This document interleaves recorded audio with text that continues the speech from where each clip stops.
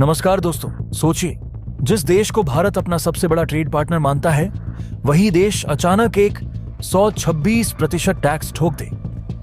क्या यह भारत के लिए बड़ा झटका है, या फिर अमेरिका ने खुद अपने पैर पर कुल्हाड़ी मार ली है? आज की इस वीडियो में हम बात करेंगे ट्रंप के उस फैसले की जिसने पूरी सोलर इंडस्ट्री में हलचल मचा दी है। अमेरिका के राष्ट्रपति डोनाल्ड ट्रंप ने भारत से आने वाले सोलर पैनलों पर 126% टैरिफ लगाने का ऐलान कर दिया है। यानी अगर पहले 100 रुपए का सोलर पैनल जाता था, अब उस पर 126 रुपए टैक्स। अमेरिकी वाणिज्य विभाग का कहना है कि भारत सरकार ने अपने सोलर निर्माताओं को गलत तरीके से सब्सिडी दी, जिससे वे सस्ते दामों पर पैनल बेचकर अमेरिकी कंपनियों को नुकसान पहुंचा रहे थे। भारत के साथ साथ इंडोनेशिया पर 86% से 143% और लाओस पर 81% तक टैरिफ लगाने का भी प्रस्ताव है। ब्लूमबर्ग की रिपोर्ट के मुताबिक 2024 में भारत ने अमेरिका को $792.6 मिलियन के सोलर उत्पाद एक्सपोर्ट किए, जो 2022 के मुकाबले 9 गुना ज्यादा था। अब सोचिए, 126% टैरिफ के बाद भारतीय कंपनियों के लिए अमेरिकी बाजार में टिकना कितना मुश्किल होगा। लेकिन कहानी यहीं खत्म नहीं होती। अमेरिका में बनने वाले सोलर प्रोजेक्ट्स की लागत बढ़ेगी। आम ग्राहकों के लिए बिजली महंगी हो सकती है। ध्यान देने वाली बात यह है कि 2025 की पहली छमाही में अमेरिका के 57% सोलर मॉड्यूल भारत, इंडोनेशिया और लाओस से ही आए थे।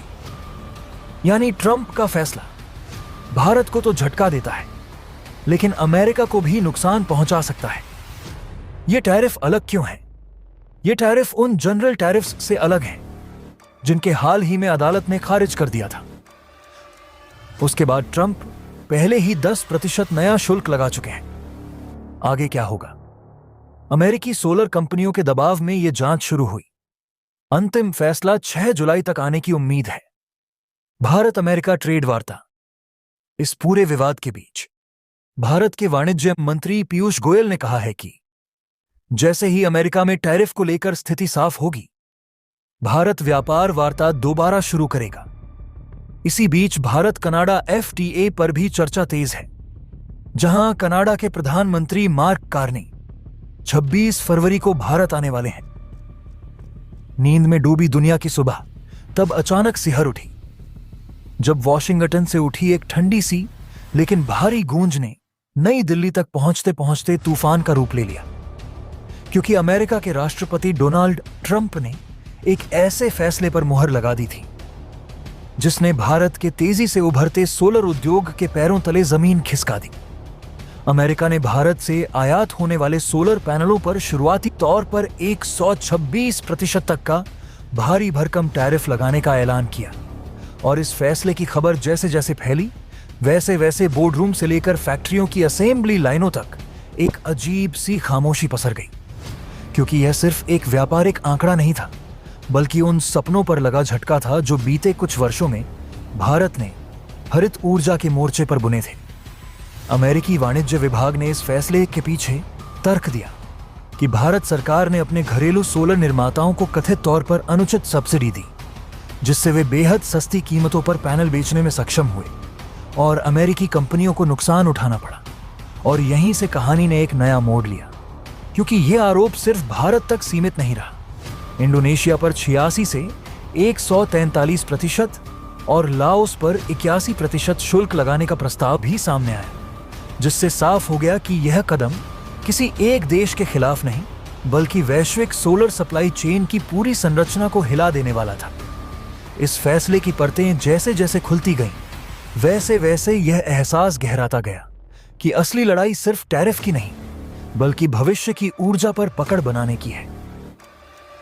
और यही वह बिंदु था जहां से सस्पेंस और गाढ़ा हो गया, क्योंकि भारत ने पिछले कुछ सालों में अमेरिका को सोलर उत्पादों के निर्यात में जबरदस्त छलांग लगाई थी।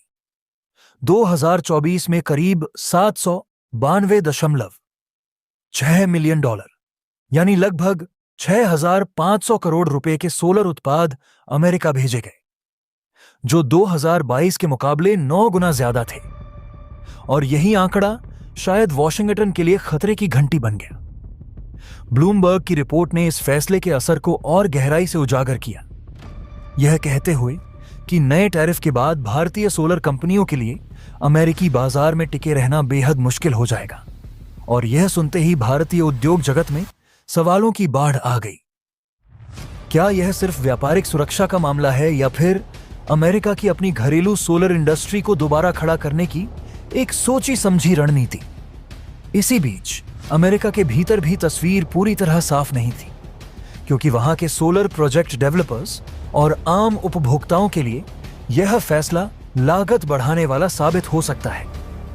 सस्ते आयातित पैनलों की जगह अब महंगे घरेलू या वैकल्पिक स्रोतों पर निर्भरता बढ़ेगी, जिससे सोलर फार्म से लेकर घरों की छतों तक लगने वाले पैनलों की कीमतें ऊपर जा सकती हैं। और यहीं सस्पेंस ने एक और करवट ली, क्योंकि जिस फैसले को अमेरिकी प्रशासन घरेलू उद्योग की जीत के रूप में पेश कर रहा था, वही फैसला अमेरिका के ग्रीन एनर्जी लक्ष्यों के लिए चुनौती भी बन सकता था।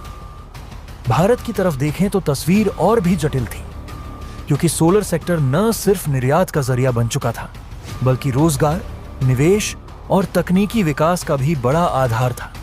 और अचानक लगे इस टैरिफ ने निवेशकों के मन में शंका पैदा कर दी।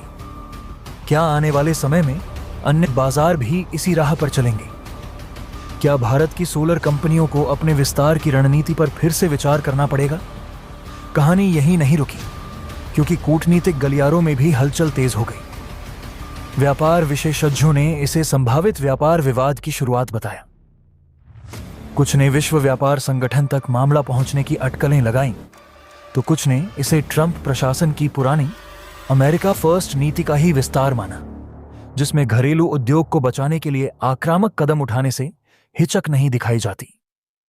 लेकिन जैसे जैसे दिन ढलता गया, एक और सवाल हवा में तैरने लगा।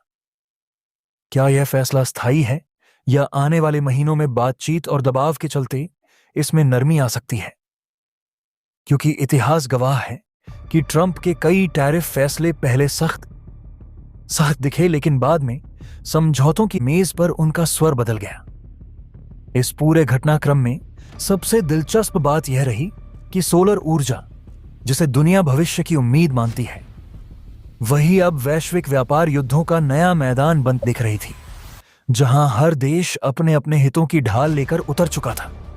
भारत के लिए यह झटका जितना आर्थिक था, उतना ही रणनीतिक भी, क्योंकि सोलर सेक्टर में मिली रफ्तार ने उसे वैश्विक सप्लाई चेन में एक मजबूत खिलाड़ी बना दिया था, और अब उसी रफ्तार पर अचानक ब्रेक लग गया था।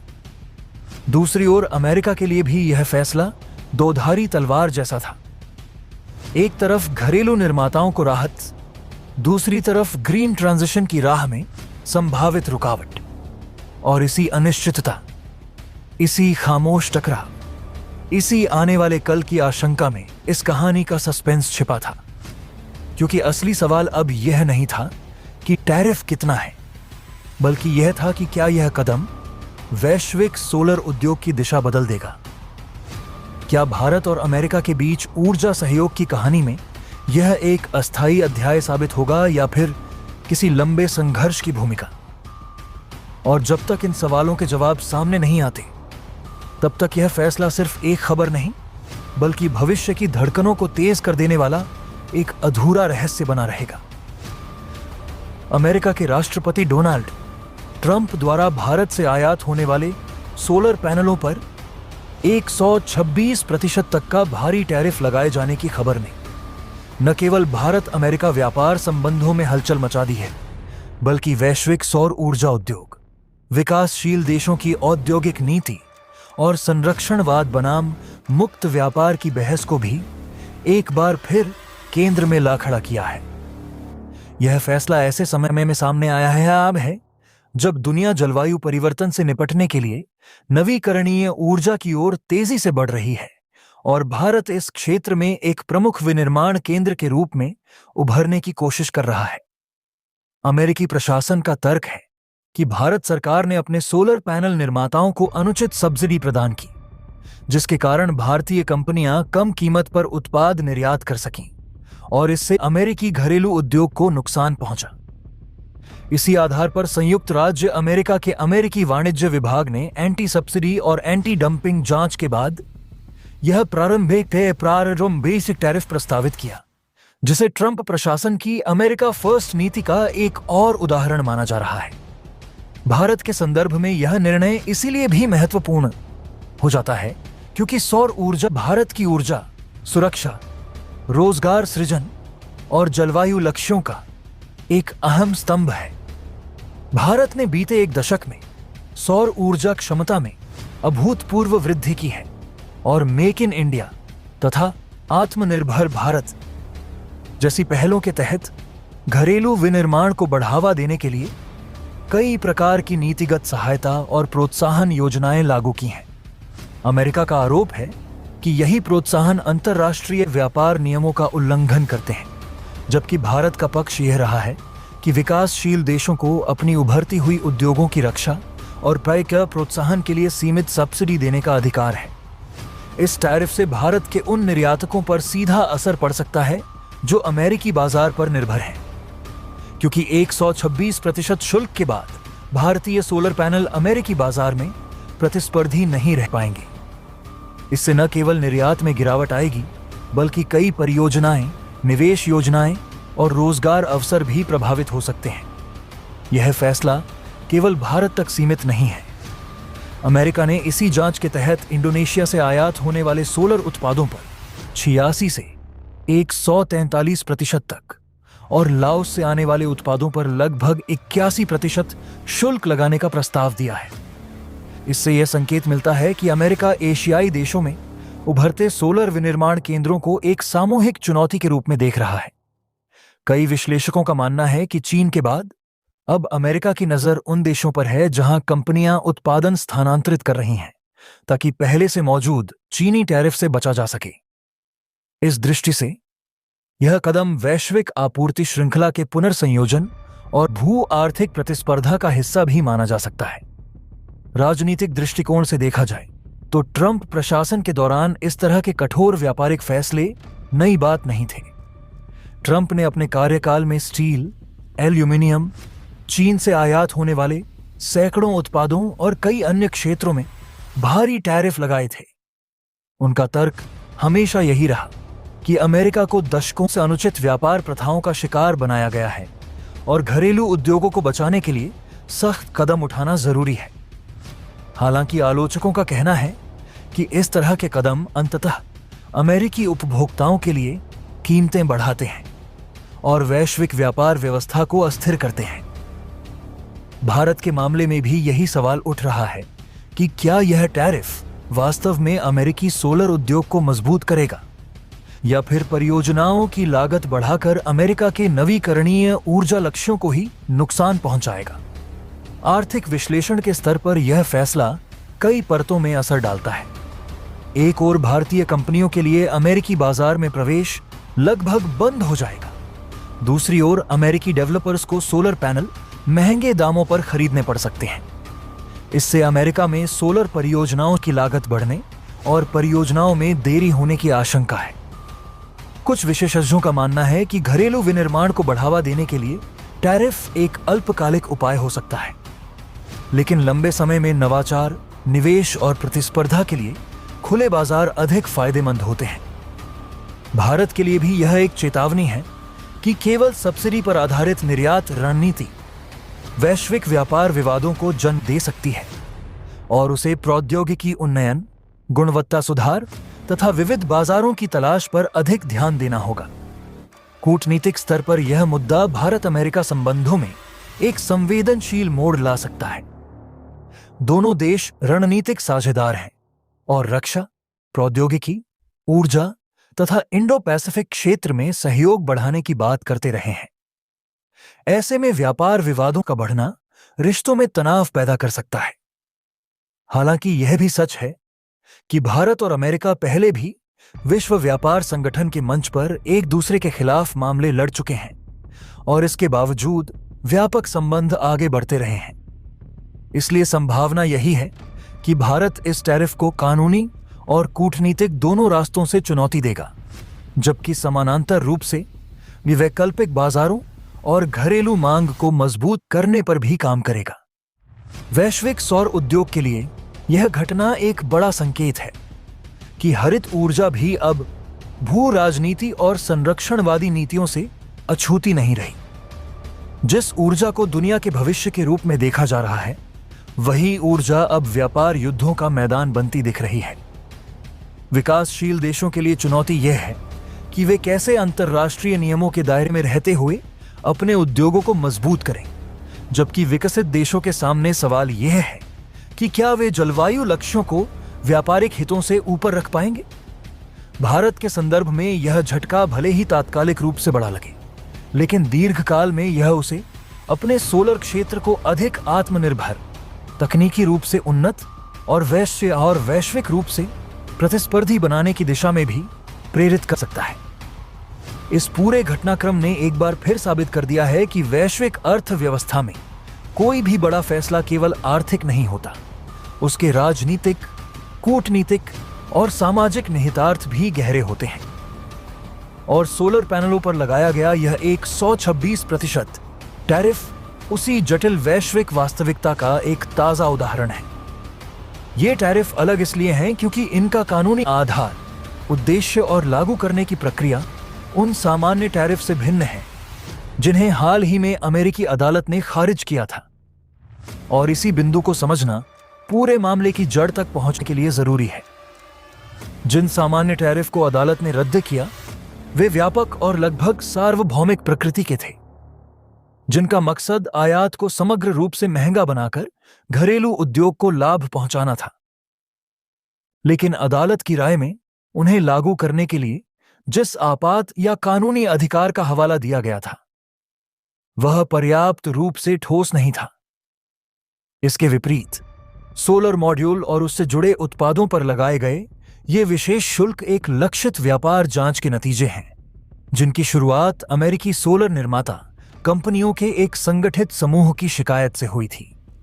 इस समूह का तर्क था कि कुछ देशों से आने वाले सस्ते सोलर मॉड्यूल अमेरिकी बाजार में अनुचित प्रतिस्पर्धा पैदा कर रहे हैं, जिससे घरेलू कंपनियां लागत के स्तर पर मुकाबला नहीं कर पा रही हैं और धीरे धीरे बाजार से बाहर होने के कगार पर पहुंच रही हैं। अमेरिकी व्यापार कानून में ऐसी स्थिति के लिए अलग अलग प्रावधान मौजूद हैं, जैसे एंटी डंपिंग और काउंटरवेलिंग ड्यूटी से जुड़ी जांच, जिनका मकसद यह तय करना होता है कि क्या विदेशी कंपनियां सरकारी सब्सिडी या अत्यधिक कम कीमतों के सहारे बाजार बिगाड़ रही हैं। इसी कानूनी ढांचे के तहत यह मौजूदा जांच आगे बढ़ी, इसलिए इसे अदालत द्वारा खारिज किए गए सामान्य टैरिफ से अलग माना जा रहा है। जब अदालत के फैसले के बाद राजनीतिक दबाव और घरेलू उद्योग की चिंताओं को शांत करने की जरूरत पड़ी, तो डोनाल्ड ट्रंप ने प्रतिक्रिया स्वरूप नए 10% शुल्क लगाने की घोषणा की। लेकिन ये शुल्क भी व्यापक टैरिफ से अलग श्रेणी में रखे गए ताकि उन्हें कानूनी चुनौती से बचाया जा सके। आगे क्या होगा? यह सवाल इसलिए महत्वपूर्ण है क्योंकि इस मामले में अंतिम फैसला केवल व्यापार नीति तक सीमित नहीं रहेगा, बल्कि ऊर्जा, रोजगार, निवेश और जलवायु लक्ष्यों जैसे कई क्षेत्रों को प्रभावित करेगा। अमेरिकी सोलर निर्माताओं का कहना है कि अगर उन्हें अस्थायी या स्थायी संरक्षण नहीं मिला, तो देश में सोलर मैन्युफैक्चरिंग का आधार पूरी तरह खत्म हो सकता है, जिससे अमेरिका लंबे समय तक आयात पर निर्भर रहेगा और रणनीतिक रूप से कमजोर स्थिति में चला जाएगा। उनका यह भी तर्क है कि घरेलू उत्पादन को बढ़ावा देने से स्थानीय नौकरियां पैदा होंगी, आपूर्ति श्रृंखला अधिक सुरक्षित होगी और भविष्य में किसी भी भू राजनीतिक तनाव या वैश्विक संकट के दौरान ऊर्जा परियोजनाएं बाधित नहीं होंगी।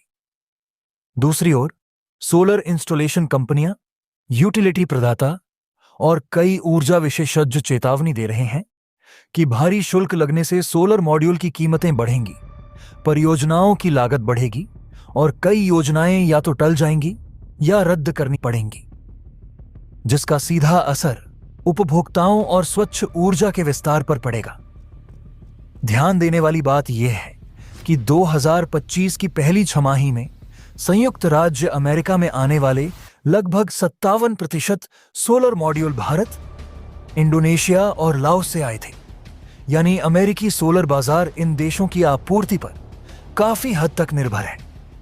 अगर इन आयातों पर भारी शुल्क लगाया जाता है तो इसका मतलब केवल इतना नहीं होगा कि विदेशी कंपनियों को नुकसान होगा, बल्कि यह भी कि अमेरिकी कंपनियों को तत्काल विकल्प खोजने होंगे जो न तो सस्ते होंगे और न ही जल्दी उपलब्ध।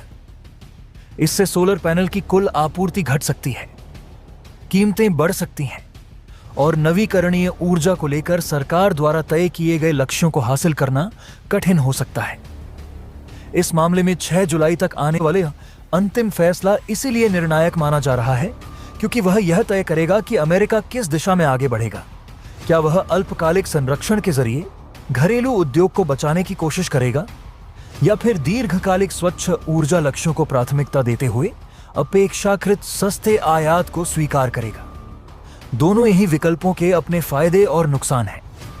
संरक्षणवादी नीति से घरेलू उत्पादन को समय और संसाधन मिल सकते हैं, लेकिन इससे वैश्विक व्यापार संबंधों में तनाव बढ़ सकता है और जवाबी शुल्क का खतरा भी पैदा हो सकता है। वहीं खुले आयात से सोलर ऊर्जा तेजी से फैल सकती है, लेकिन इससे अमेरिकी मैन्युफैक्चरिंग सेक्टर पर दबाव बना रहेगा।